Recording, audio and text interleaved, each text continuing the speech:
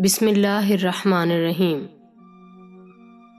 میرے دوستو، آج کا ٹاپک کہ جنات کیسے انسان پر حاوی ہوتے ہیں، کون سے حصے سے جنات جسم میں داخل ہوتے ہیں۔ اللہ پاک نے اس کائنات میں کئی عالم تخلیق کیے۔ اس کرۂ ارض پر 2 ایسی مخلوقات ہیں جن کی ہدایت کے لیے اللہ پاک نے 1,24,000 انبیاء اور رسول مبعوث فرمائے۔ ان کے لیے اللہ پاک نے سزا اور جزا کا تصور پیش کیا۔ یوں یوم آخرت اللہ تعالیٰ کی یہ دونوں مخلوقات انسان اور جنات ہیں۔ جنات کی دنیا اسرار کے پردے میں چھپی رہتی ہے۔ جنات انسان کی نظروں سے پوشیدہ کر دیے گئے ہیں۔ زمین پر انسان کو اتارنے سے پہلے اللہ تعالیٰ نے فرشتوں کے ذریعے جنات کو مختلف جزیروں اور ویران جگہوں میں قید کر دیا۔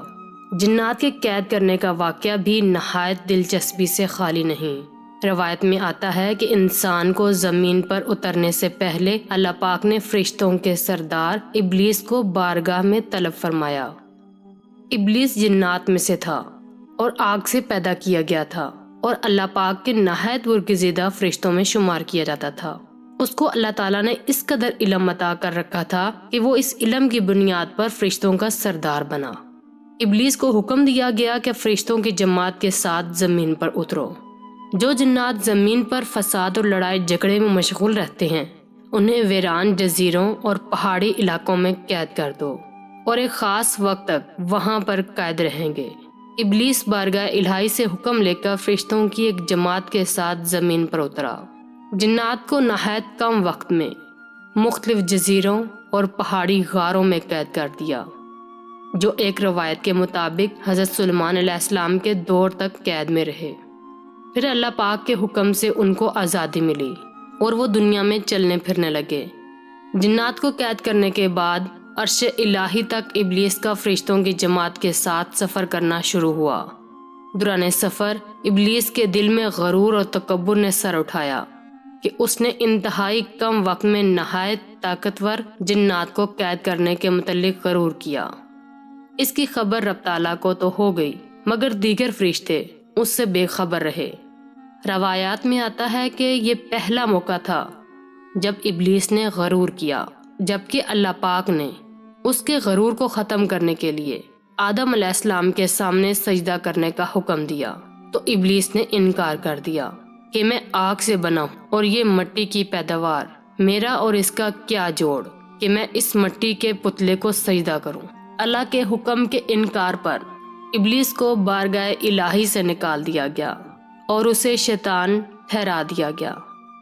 حضرت سلیمان علیہ السلام کے دور میں جنات کو آزادی ملی کیونکہ مقررہ وقت مکمل ہو چکا تھا، جس کے بعد جنات قید سے نکل کر دوبارہ زمین پر فساد برپا کرنے لگے۔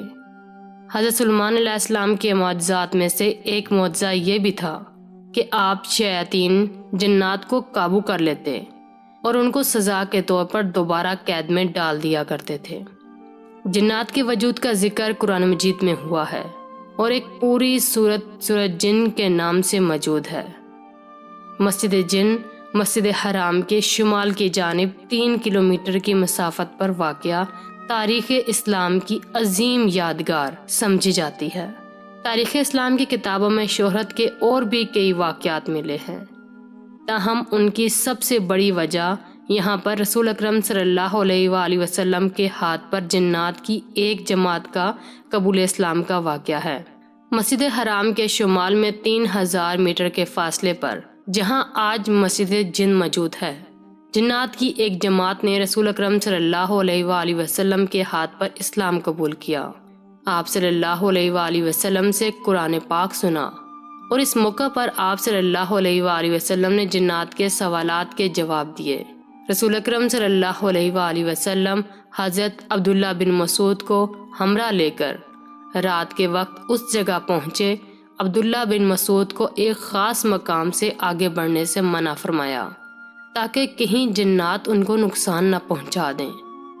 آپ صلی اللہ علیہ وآلہ وسلم کی ملاقات جنات کے گروہ سے ہوئی جنہوں نے اسلام قبول کیا اور آپ صلی اللہ علیہ وآلہ وسلم سے اسلامی تعلیمات حاصل کرنے کے بعد واپس چلے گئے۔ قرآن مجید کی سورہ جن وہیں سے اور اسی واقعے کے تناظر میں نازل ہوئی۔ بعد ازاں اسی مناسبت سے وہاں ایک مسجد تعمیر کی گئی جسے مسجد جن کا نام دیا گیا۔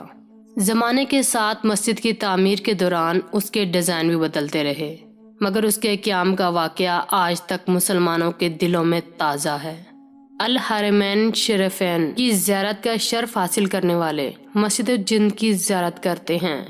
ماہ سیام میں یہاں افطاری کا خصوصی انتظام کیا جاتا ہے، جہاں دنیا بھر سے آنے والے لوگ عقیدت اور احترام کے ساتھ اس مسجد میں حاضر ہو کر عبادت کرتے ہیں، افطار میں شرکت کرتے ہیں۔ جنات کے انسانوں پر اثر انداز ہونے کے واقعات بھی آئے روز ہمارے مشاہدے میں آتے رہتے ہیں۔ یہ انسانی جسم میں داخل ہو کر اس سے عجیب و غریب حرکات کرواتے ہیں، نقصان پہنچاتے ہیں۔ اس کے پیچھے چند عوامل کار فرما ہوتے ہیں۔ جنات کیسے انسانی جسم پر حاوی ہوتے ہیں، یہ ایک ایسا سوال ہے جو عام آدمی نہیں جانتا۔ ابن تیمیہ کے مطابق انسان جب نیکی سے غافل ہو کر برائی کی جانب راغب ہوتا ہے تو برے اثرات سے متاثر ہونے کا خطرہ بھی بڑھ جاتا ہے۔ حفظ پرستی اور فحاشی کے حالت میں برائی انسان پر غالب آ جاتی ہے، اور ایسے میں جنات جسم میں داخل ہو سکتے ہیں۔ جن بھی کئی معاملات میں انسانوں کی طرح ہوتے ہیں، وہ پسندیدگی، ناپسندیدگی، اچھائی یا برائی کے جذبات رکھتے ہیں۔ یہ عین ممکن ہے کہ وہ صرف آپ کے چہرے کو نہ پسند کرتے ہوں اور آپ کے جسم پر قبضہ کر لیں۔ دوسری جانب جنات کو انسان سے محبت بھی ہو سکتی ہے، وہ کسی کو برہنہ دیکھ کر اس پر فدا ہو سکتے ہیں اور اس کے جسم پر قابض ہو سکتے ہیں۔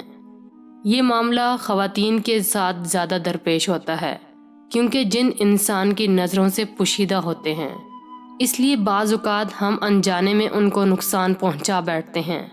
مثال کے طور پر اگر آپ کہیں گرم پانی انڈیل دیتے ہیں یا کسی درخت یا پتھر کی اوڑ میں بیٹھ کر رفع حاجت کرتے ہیں، مگر آپ یہ نہیں جانتے کہ یہاں جنات کا بسیرا ہے، آپ کے اس عمل میں وہ ناراض ہو جاتے ہیں اور بدلہ لینے کے لیے آپ کے جسم میں داخل ہو سکتے ہیں۔ بہت زیادہ خوف کی حالت یا ایسے معاملات جن سے دور رہنا چاہیے اور اس کی ٹو میں ہوتے ہیں، تب بھی جنات آپ پر غالب آ سکتے ہیں۔ جنات جسم کے جس حصے پر داخل ہو کر انسان پر قابض ہوتے ہیں، اس حوالے سے بہت سے نظریات ہیں۔ زیادہ تر نظریہ یہ ہے کہ انسان کی موت کے وقت روح انسان کے ناخنوں، ناک، آنکھ اور منہ سے نکلتی ہے، اور یہی جگہ ایسی ہوتی ہے جہاں جنات انسانی جسم میں داخل ہو کر قابض ہو جاتے ہیں۔ اللہ تعالیٰ نے انسان کو شر سے بچنے کے لیے کئی طریقے بتائے ہیں، جن میں رسول اکرم صلی اللہ علیہ وآلہ وسلم کے ذریعے تعلیم دی گئی کئی ایسی مسنون دعائیں اور وظائف موجود ہیں جن کے ذریعے جنات کا توڑ کیا جاتا ہے۔ جنات کے توڑ کے لیے صورت موجود ہے، وہ صورت سورہ الناس، اور موضوع 3 صورتیں ایسی ہیں جن کی روزانہ تلاوت کرنے سے جنات انسانی جسم میں داخل نہیں ہو سکتے۔ اللہ پاک جو انسان سے 70 گنا ماؤں سے زیادہ پیار کرتا ہے، یہ کیسے ممکن ہے کہ اللہ تعالیٰ نے جنات کو اتنا طاقتور بنا دیا لیکن ان کا توڑ نہ بنایا ہو؟